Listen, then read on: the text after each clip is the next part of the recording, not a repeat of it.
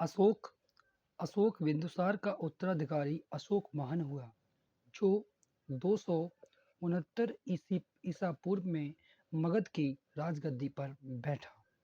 राजगद्दी पर बैठने के समय अशोक अवंती यानी कि उज्जैन का राज्यपाल था। अशोक ने कश्मीर में श्रीनगर बसाया। मास्की एवं गुजरा अभिलेख अशोक का नाम मिलता है। पुराणों में अशोक को अशोकवर्धन कहा गया है।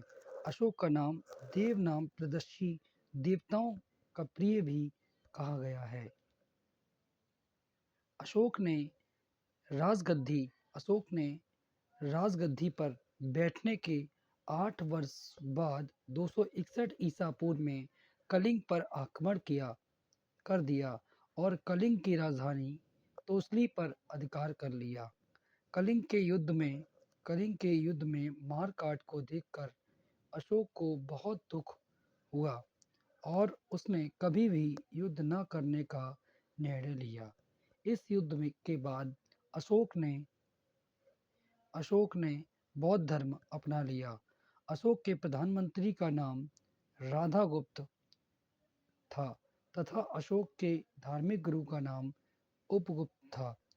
राधागुप्त की सहायता से मौर्य शासक अशोक ने मगध का सिंहासन प्राप्त किया। राधागुप्त की सहायता से मौर्य शासक अशोक ने मगध का सिंहासन प्राप्त किया। अशोक की अशोक की अशोक की अशोक की माता का नाम सुभद्रांगी था। वह चंपा के एक ब्राह्मण की पुत्री हुआ करती थी। सुभद्रांगी था वह चंपा के एक ब्राह्मण की पुत्री हुआ करती थी। अब हम बात करेंगे आगे। भारत में शिलालेख का सर्वप्रथम प्रचलन अशोक ने करवाया था। भारत में शिलालेख का सर्वप्रथम प्रचलन अशोक ने करवाया था। मौर्य शासक अशोक के मुख्य शिलालेखों की संख्या 14 थी। मौर्य शासक अशोक के प्रथम शिलालेख में पशु बलि पर प्रतिबंध की घोषणा की गई। अशोक द्वारा शिलालेखों में ब्राह्मी, खरोष्टी, ग्रीक और अरमाइक लिपि का प्रयोग हुआ।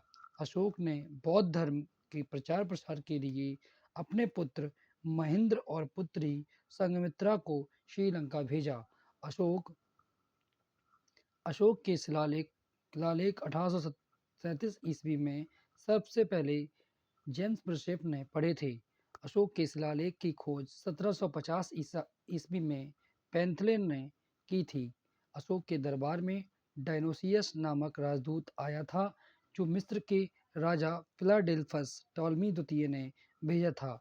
कलिंग के युद्ध का वर्णन अशोक के 13वें शिलालेख में मिलता है। अशोक के समय में मौर्य साम्राज्य में प्रांतों की संख्या 5 थी। मध्य प्रदेश में स्थित सांची के स्तूप का निर्माण तथा सारनाथ के स्तंभ का निर्माण अशोक ने करवाया था। मौर्य वंश का अंतिम शासक वृद्धहद था।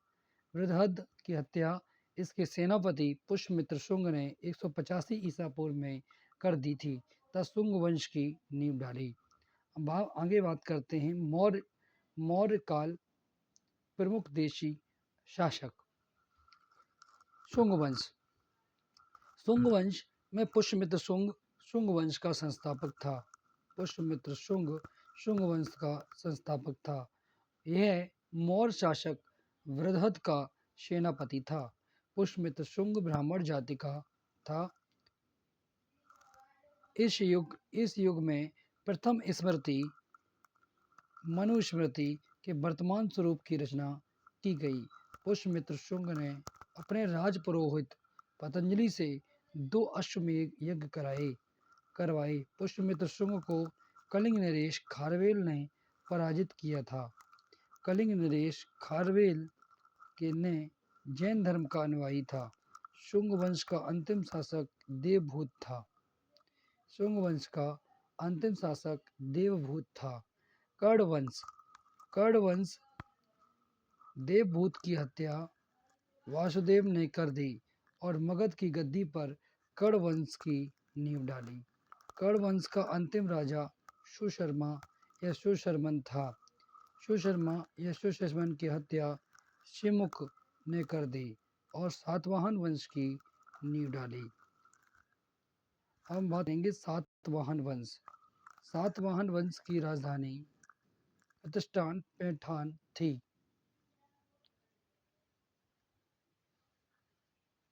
सातवाहन वंश की राजधानी प्रतिष्ठान पैठान थी, जो महाराष्ट्र में गोदावरी नदी के किनारे स्थित थी।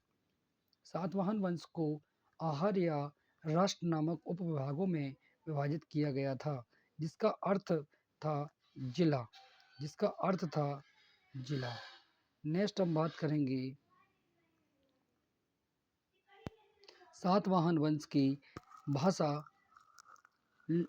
भाषा प्राकृतिक थी और लिपि जो थी वो ब्राह्मी थी। सातवाहन में मातृसत्तात्मक सामाजिक व्यवस्था थी। ब्राह्मणों को भूमिदान में देने की प्रथा का आरंभ सातवाहन वंश के शासकों ने किया था। ब्राह्मणों की भूमिदान में देने के प्रथा का आरंभ सातवाहन वंश के शासकों ने किया था। गौतमीपुत्र सातकर्णी इस वंश का सबसे शक्तिशाली एवं महान राजा था। गौतमीपुत्र सातकर्णी ने राजा और महाराजा की उपाधि धारण की थी। आगे हम बात करते हैं मौर्यकालिक प्रमुख विदेशी शासक। भारत पर आक्रमण करने वाले प्रमुख विदेशी शासक विदेशी आक्रमणकारी का क्रम है। सबसे पहले हिंदू यूनानी शक पल्लव कुषाण आए थे। हिंदू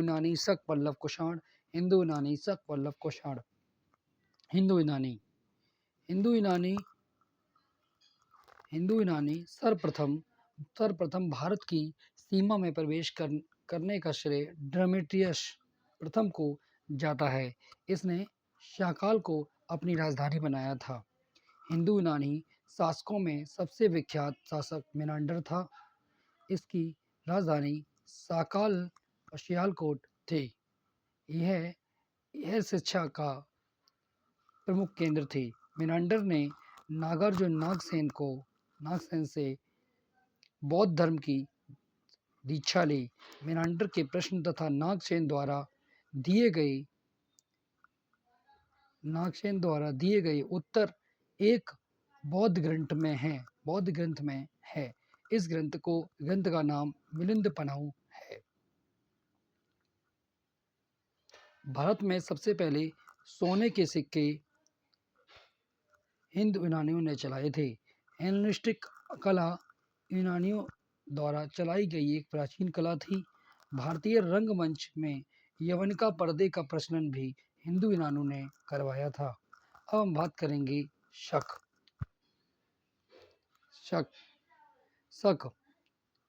यूनानियों के बाद शक आए। शकों की 5 शाखाएं थी। शक मूलतः मध्य एशिया के निवासी थे। शक भारत में बोलन दर्रे से आए थे। प्रथम शक राजा मुगा था। यह तक्षशिला के प्रमुख शासकों में से एक था। शकों का सबसे प्रतापी राजा रुद्रदमन प्रथम था, जिसका शासन गुजरात के एक बड़े भाग पर था।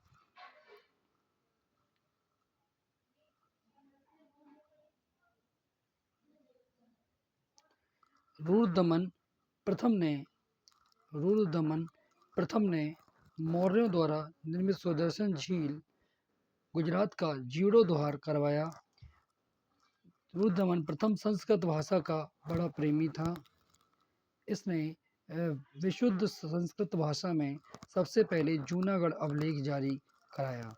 जूनागढ़ का गिरनार शिलालेख शुद्ध संस्कृत भाषा में लिखित प्रारंभिक भारत का पहला राजकीय शिलालेख था। अब हम बात करेंगे पहलव या पार्थियन। पहलव की अगर बात की जाए तो पहलव पार्थियन लोगों पार्थियन लोगों का मूल निवास स्थान ईरान को माना जाता है। पश्चिमोत्तर भारत में शकों का आधिपत्य के पश्चात पार्थियन लोगों का आधिपत्य हुआ। भारत में पार्थियन साम्राज्य का वास्तविक संस्थापक मिथ्रेडेट्स प्रथम था।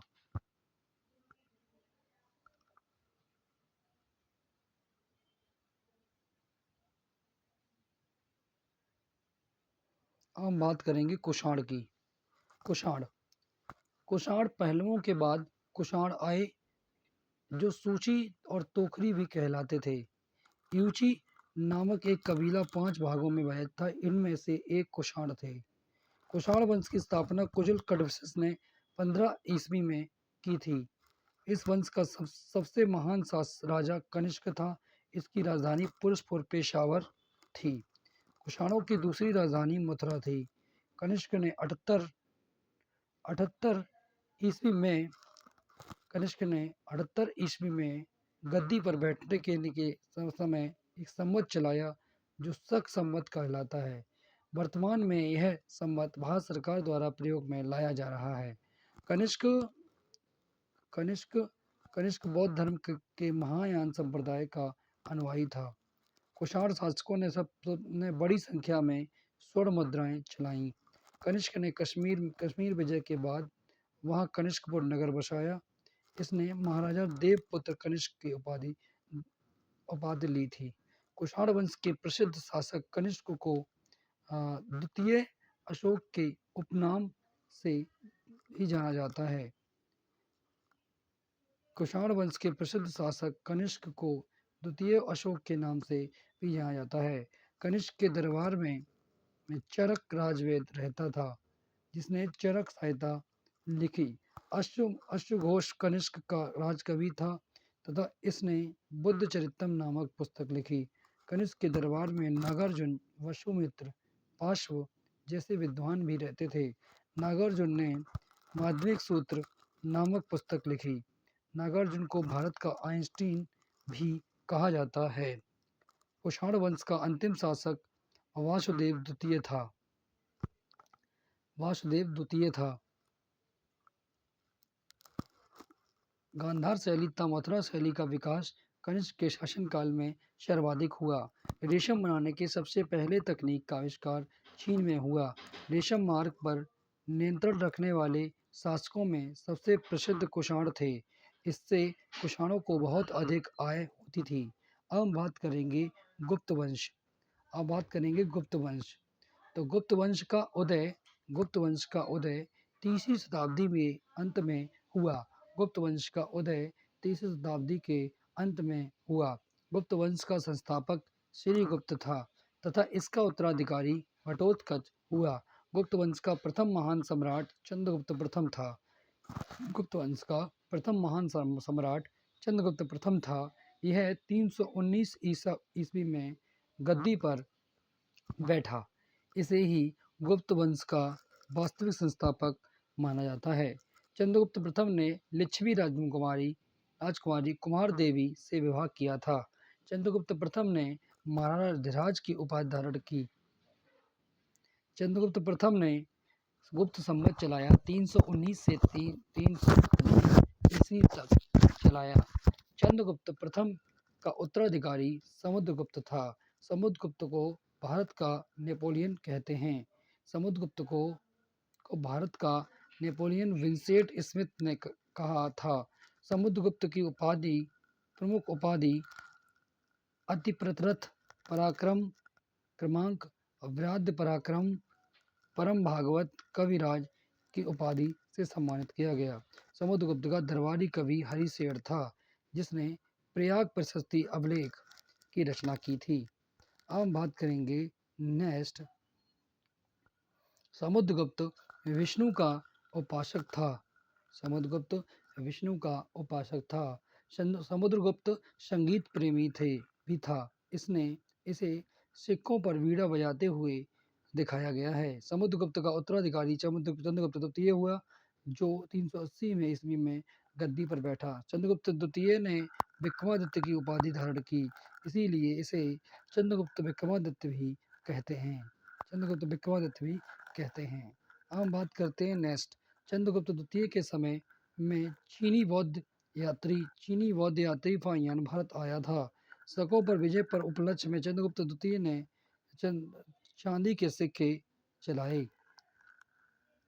चंद्रगुप्त द्वितीय के दरबार में कालिदास कालिदास धनवंतरी छप्पड़गढ़ अमर सिंह शंकु बेताल भट्ट घटक पर्ग बारह मिहिर एवं भररुचि जैसे विद्वान रहते थे। चंद्रगुप्त द्वितीय का उत्तराधिकारी कुमारगुप्त था। चंद्रगुप्त द्वितीय का उत्तराधिकारी कुमारगुप्त था, जिसका कार्यकाल 415 से 455 तक था।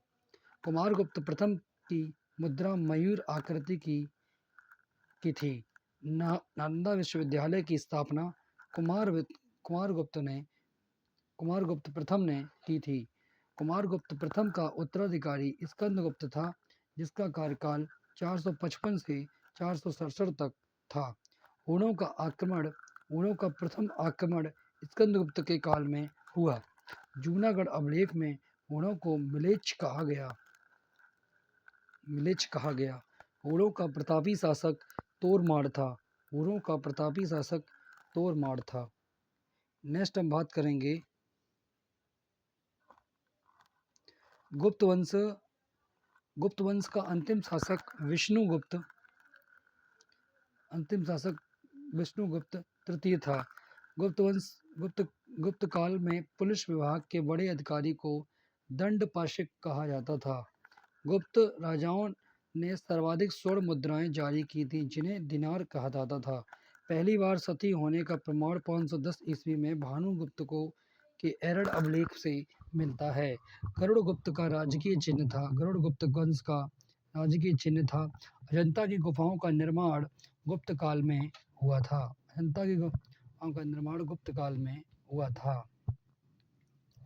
बाघ की गुफा का निर्माण भी गुप्त काल में हुआ था। मंदिर बनाने की कला का जन्म भी गुप्त काल में ही हुआ।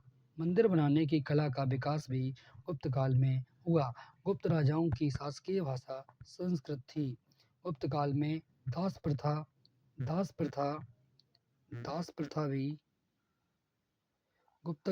दास प्रथा भी प्रचलित थी। संस्कृत भाषा के प्रसिद्ध कवि कालिदास के द्वारा रचित अभिज्ञान शाकुंतलम प्रथम भारतीय रचना, जिसका अनुवाद यूरोपीय भाषा में हुआ। सांस्कृतिक उपलब्धियों के कारण गुप्त काल को भारतीय इतिहास का स्वर्ण काल कहा जाता है।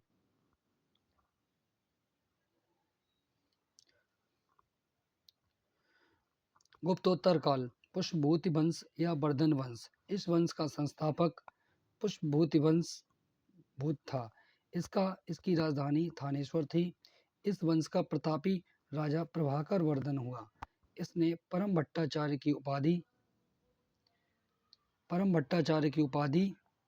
धारण की।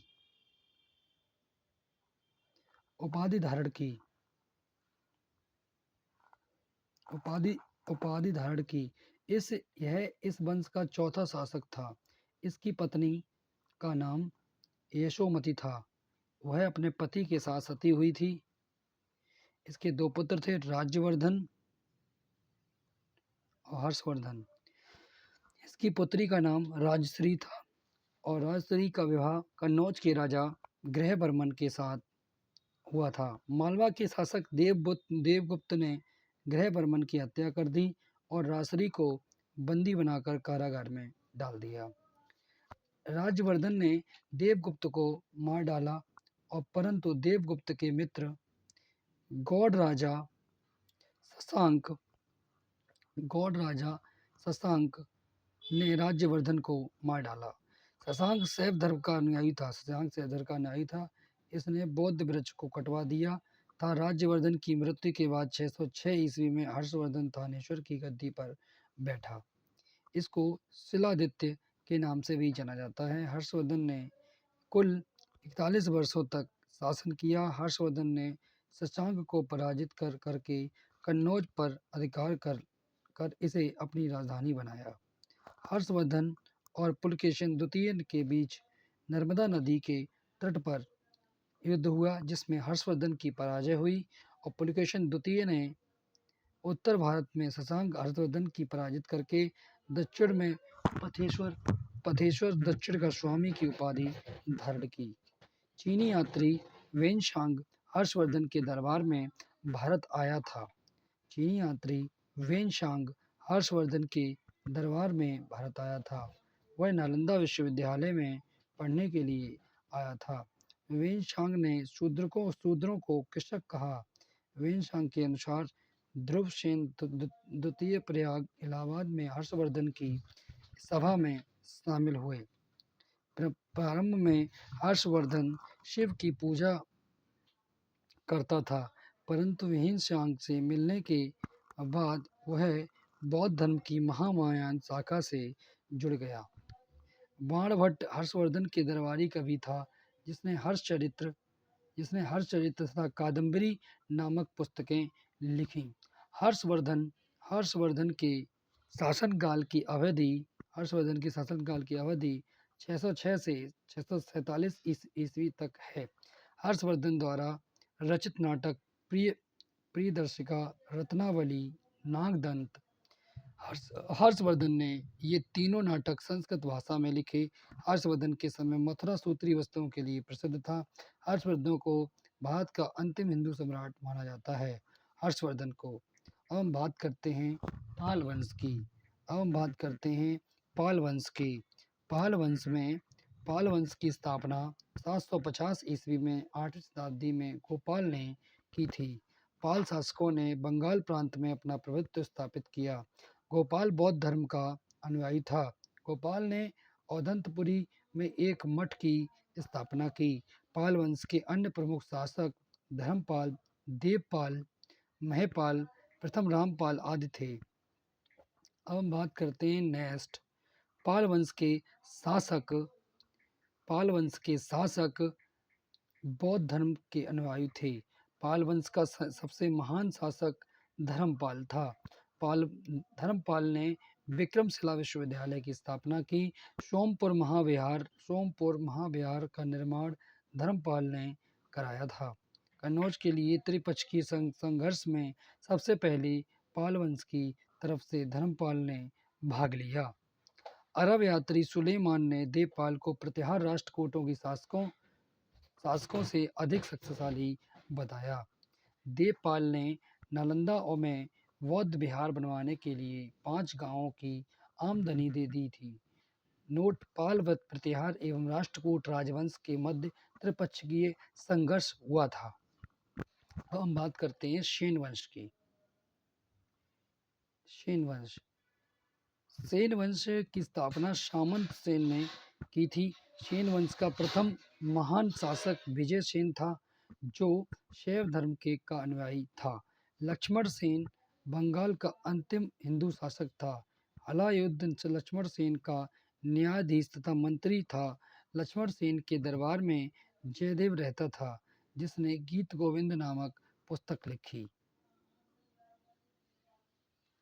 गुर्जर प्रतिहार वंश मिहिर भोज की ग्वालियर प्रशस्ति में प्रतिहारों ने स्वयं को मर्यादा पुरुषोत्तम राम के अनुज लक्ष्मण का वंशज बताया। इस वंश की स्थापना हरिश्चंद्र नामक राजा ने की, किंतु इस वंश का प्रथम वास्तविक महत्वपूर्ण शासक नागभट्ट प्रथम बताया गया। मिहिर भोज प्रथम 836 से 885 इस वंश का प्रतापी शासक था। मिहिर भोज ने राष्ट्रकूट शासक कृष्ण द्वितीय को हराकर मालवा प्राप्त किया था। मिहिर भोज वैष्णव धर्मानुयायी था। मिहिर भोज ने अपनी राजधानी कन्नौज को बनाया। मिहिर भोज के बाद उसके पुत्र महेंद्रपाल 885 से 910 ईस्वी ने शासन किया। गुर्जर प्रतिहार वंश का अंतिम शासक यशपाल था। तोमर वंश की स्थापना अनंगपाल तोमर ने की थी। अनंगपाल तोमर ने दिल्ली नगर की स्थापना की और इसे अपनी राजधानी बनाया। अब हम बात करेंगे शाकंभरी का चौहान वंश।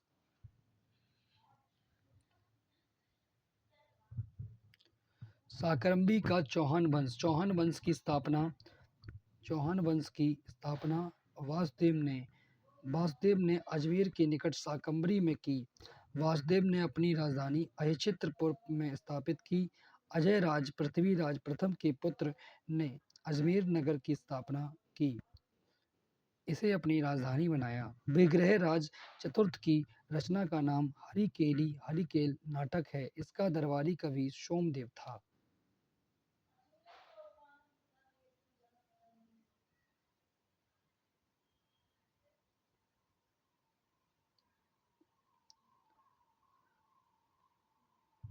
इस वंश का सबसे शक्तिशाली राजा विग्रहराज चतुर्थ था। इसने तोमर राजाओं को हराकर दिल्ली पर अधिकार कर लिया। अढ़ाई दिन का झोपड़ा का निर्माण, जो कि अजमेर में स्थित एक मस्जिद है, शुरू में ये विग्रहराज चतुर्थ द्वारा बनवाया था। एक संस्कृत विद्यालय था। इस वंश का प्रसिद्ध राजा पृथ्वीराज तृतीय था। चंद्रवरदाई इसका दरबारी कवि था, जिसने पृथ्वीराज रासो लिखी थी। महत्वपूर्ण तथ्य की हम बात करेंगे तो तराइन का प्रथम युद्ध 1191 में ईस्वी में पृथ्वीराज चौहान और मोहम्मद गौरी के बीच में हुआ। इस युद्ध में पृथ्वीराज चौहान की जीत हुई।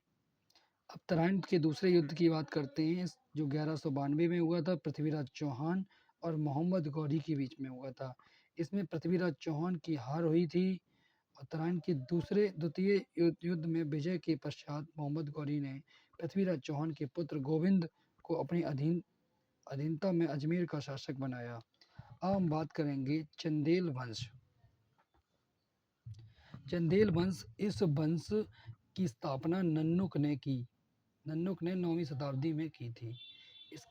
इनकी राजधानी खजुराहो थी। इस वंश का प्रथम प्रतापी राजा यशोवर्मन था। इसने कन्नौज पर आक्रमण किया और प्रतिहार राजा देवपाल को हराया था।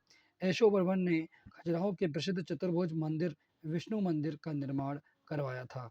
कंदरिया महादेव मंदिर का निर्माण राजा विद्याधर ने करवाया था। विद्याधर एकमात्र ऐसा राजा हुआ जिसने महमूद गजनवी का विरोध किया था। विद्याधर ने गुर्जर प्रतिहार शासक राज्यपाल की हत्या कर दी, क्योंकि उसने महमूद गजनवी के सामने आत्मसमर्पण कर दिया था। इस वंश का अंतिम शासक परम त्रिदेव या परमल था। अब हम बात करेंगे परमार वंश।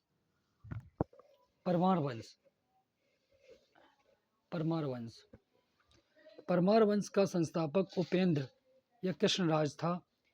इसकी राजधानी धारा नगरी थी। पूर्व में परमारों की राजधानी उज्जैन थी। इस वंश का महान शासक राजभोज था। भोज को कविराज के उपनाम से जाना जाता है।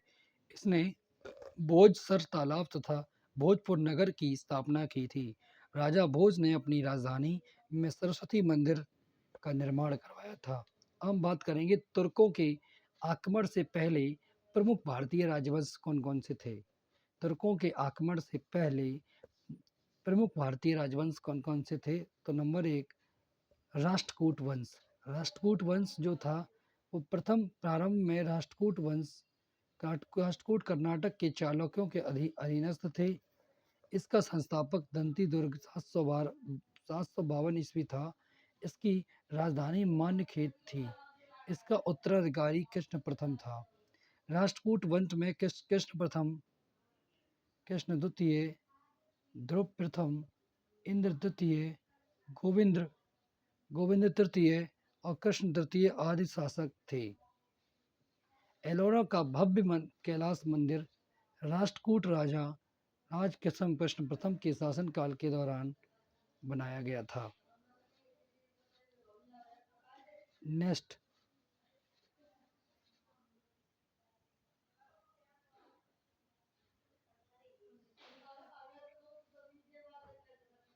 ध्रुव प्रथम राष्ट्रकूट वंश का पहला शासक था, जिसने कन्नौज पर अधिकार करने हेतु त्रिपक्षीय संघर्ष में भाग लिया और विजय प्राप्त की। ध्रुव को धारावर्ष में धारावर्ष भी कहा जाता है।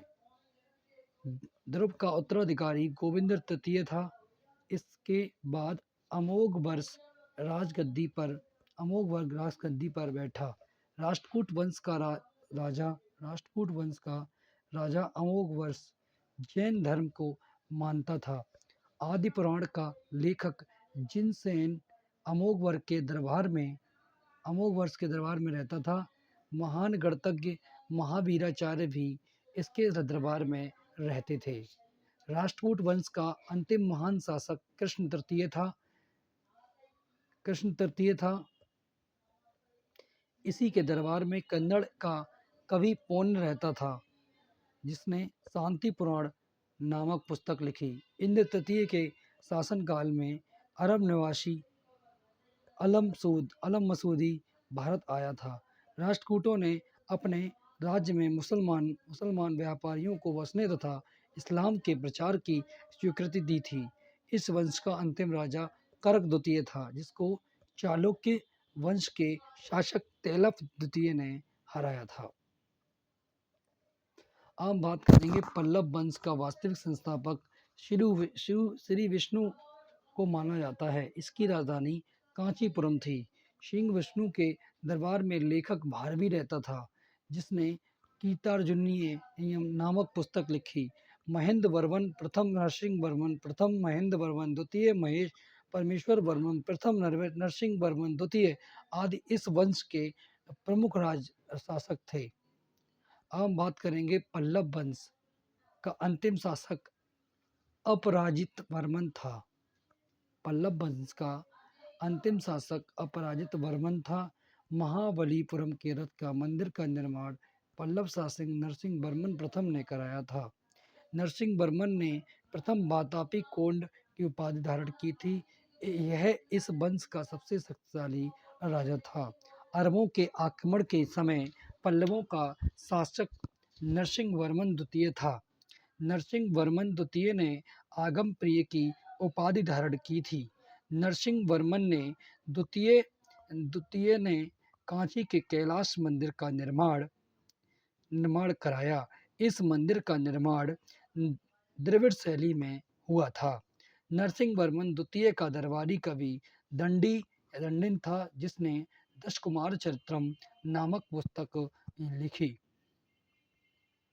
अब हम बात करेंगे चोल वंश। चोल पल्लवों के सामंत थे। इस वंश का संस्थापक विजयपाल था और इस वंश का संस्थापक विजयालय था। विजयालय ने नरकेशरी की उपाधि धारण की थी। इसकी राजधानी तंजौर थी। चोल वंश का प्रतीक बाघ था। आदित्य प्रथम ने पल्लवों को हराने के बाद कोदंडराम की उपाधि धारण की थी। राजा राज प्रथम ने श्रीलंका पर आक्रमण किया था और राजा राज प्रथम शैव धर्म का अनुयायी था।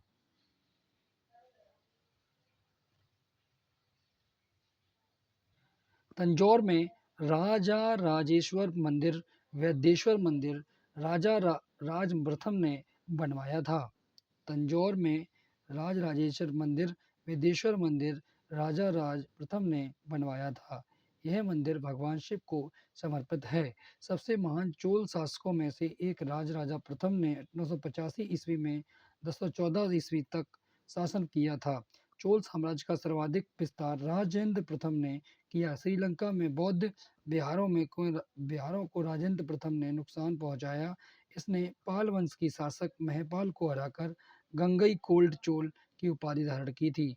राजेंद्र प्रथम ने अपनी नई राजधानी गंगईकोंड चोलपुरम में चोल वंश का अंतिम शासक राजेंद्र तृतीय था और स्थानीय स्वशासन चोल वंश की मुख्य विशेषता थी। चोल काल में भूमि कर उपज 1/3 भाग होता था और चोल काल में मानक सिक्के को कलिंजु कहा जाता था। चोल काल का सर्वाधिक महत्वपूर्ण बंदरगाह कावेरीपट्टनम था। चोल वंश की नौसेना शक्ति को भारतीय इतिहास में बहुत शक्तिशाली माना गया।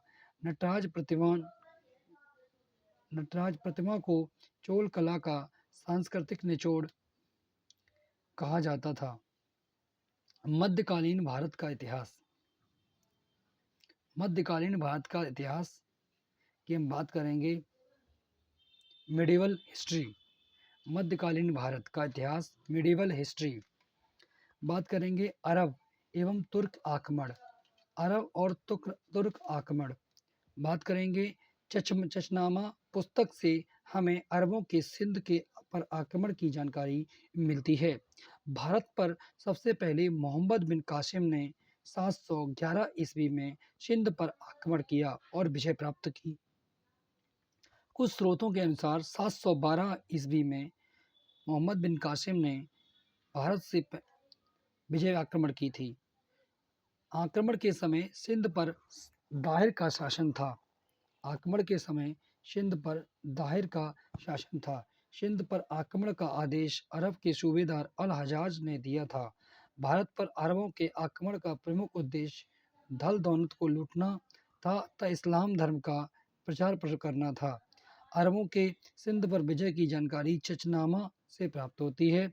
अरबों ने सिंध में ऊंट पालन और खजूर की खेती का प्रचलन किया।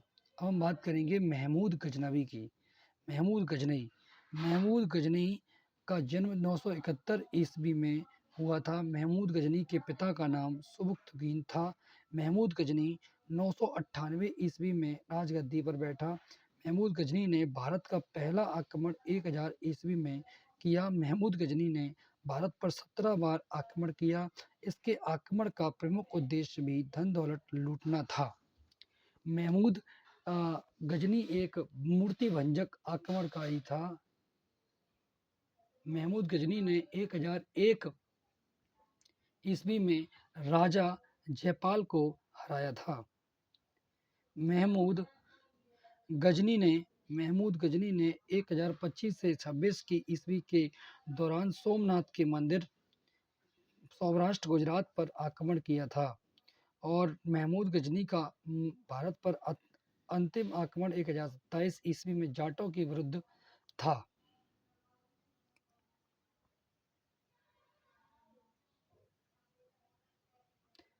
महमूद गजनी ने गजनी में एक विश्वविद्यालय की स्थापना की थी। महमूद गजनी ने एक विश्वविद्यालय की स्थापना की थी।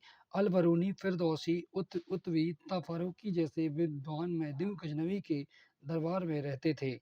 अल बरूनी मुख्य रूप से अरबी भाषा में लिखता था। शहनामा की रचना फिरदौसी ने की थी तथा किताबुल हिंद की रचना अल बरूनी ने की थी। ये दोनों महमूद गजनवी के साथ भारत में आए थे। महमूद गजनवी की मृत्यु 1030 में हुई थी। अब हम बात करेंगे मोहम्मद गौरी की। मोहम्मद गौरी ने भारत पर पहला आक्रमण 1175 ईस्वी में मुल्तान पर किया तथा दूसरा आक्रमण 1178 ईस्वी में पाटन गुजरात पर किया। पाटन के शासक भीम द्वितीय ने मोहम्मद गौरी को बुरी तरह हराया था। चंदावर का युद्ध मोहम्मद गौरी और जयचंद के बीच में 1194 में ईस्वी में हुआ था। इस युद्ध में मोहम्मद गौरी की जीत हुई थी। मोहम्मद गौरी के साथ आने वाला पहला प्रथम सूफी संत शेख मोइनुद्दीन चिश्ती था। मोहम्मद गौरी के साथ आने वाला प्रथम सूफी संत शेख मोइनुद्दीन चिश्ती था। मोहम्मद गौरी के सिक्कों पर देवी लक्ष्मी की आकृति मिलती है। मोहम्मद गौरी की हत्या 1206 में हुई थी। अब हम बात करेंगे दिल्ली सल्तनत की। दिल्ली सल्तनत में सबसे पहले गुलाम वंश या मामलूक वंश इसका कार्यकाल 1206 से 1290 ईस्वी तक रहा। गुलाम वंश की स्थापना 1206 में कुतुबुद्दीन ऐबक ने की थी। गुलाम वंश को मामलूक वंश के नाम से भी जाना जाता है। मामलूक वंश के नाम से भी जाना जाता है। कुतुबुद्दीन ऐबक मोहम्मद गौरी का गुलाम था। कुतुबुद्दीन ऐबक मोहम्मद गौरी का गुलाम था तथा मोहम्मद गौरी के समय यह दिल्ली का गवर्नर भी था। मोहम्मद गौरी के समय यह दिल्ली का गवर्नर भी था। कुतुबुद्दीन ऐबक ने अपनी राजधानी लाहौर बनाई। कुतुबुद्दीन ऐबक को लाख बख्श भी कहा जाता था, जिसका अर्थ होता था लाखों का दान देने वाला। कुतुबुद्दीन ऐबक का अर्थ चंद्रमा का स्वामी भी होता है। कुतुबुद्दीन ऐबक ने दिल्ली की कुब्बत उल इस्लाम मस्जिद तथा अजमेर की 2.5 दिन का झोपड़ा नामक मस्जिद का निर्माण करवाया।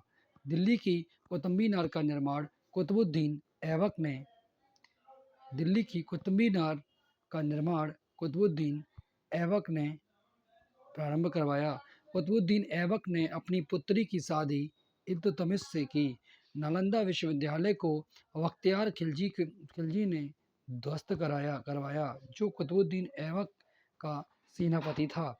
कुतुबुद्दीन ऐबक की मृत्यु 1210 में चौगान पोलो खेलते हुए घोड़े से गिरकर हो गई थी। इसे लाहौर में दफनाया गया था।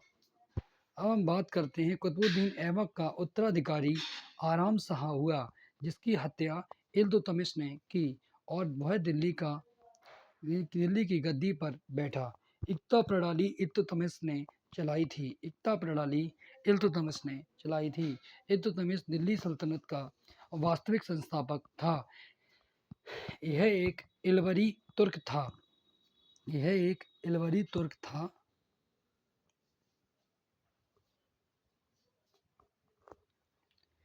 यह एक इलवरी तुर्क था। इल्तुतमिश ने 40 तुर्क अमीर तथा गुलामों का एक संगठन बनाया, जिसे तुर्कान ए चहलगानी के नाम से जाना जाता है। इल्तुतमिश ने सबसे पहले शुद्ध अरबी के सिक्के जारी किए। इसके समय चांदी के सिक्कों को टंका, तांबे के सिक्कों को जीतल कहा जाता था। इल्तुतमिश कुतुबुद्दीन ऐबक का गुलाम तथा दामाद था। कुतुबुद्दीन ऐबक की मृत्यु के समय इल्तुतमिश बदायूं का गवर्नर था। इल्तुतमिश अपनी राजधानी लाहौर से बदलकर दिल्ली लाया। इल्तुतमिश पहला शासक था जिसने 1229 ईस्वी में बगदाद के खलीफा से सुल्तान पद की स्वीकृति ली थी। भारत में पहला मकबरा निर्मित कराने का श्रेय इल्तुतमिश को जाता है। इल्तुतमिश की मृत्यु 1236 ईस्वी में हुई। इल्तुतमिश के बाद उसका पुत्र रुकनुद्दीन फिरोज गद्दी पर बैठा, जो कि एक अयोग्य शासक था। शासन की बागडोर उसकी मां शाहन तुर्गान के हाथों में थी। तुर्की के अमीरों ने इसको गद्दी से हटा दिया और रजिया सुल्तान को राजगद्दी पर बैठाया। रजिया सुल्तान पहली मुस्लिम शासिका थी जिसने शासन की बागडोर संभाली। रजिया सुल्तान की शासनावधि 1236 से 1240 ईस्वी तक थी। वह पर्दा प्रथा का त्याग कर पुरुषों की तरह दरबार में आने लगी। रजिया सुल्तान की शादी अल्तुनिया से हुई। रजिया सुल्तान की हत्या 1240 में डाकुओं द्वारा कर दी गई। 1246 ईस्वी में नसरुद्दीन महमूद दिल्ली का शासक बना। पलवन ने अपनी पुत्री का विवाह नसरुद्दीन महमूद के साथ किया। 1265 ईस्वी में नसरुद्दीन महमूद की मृत्यु के बाद बलबन का उत्तराधिकारी बना।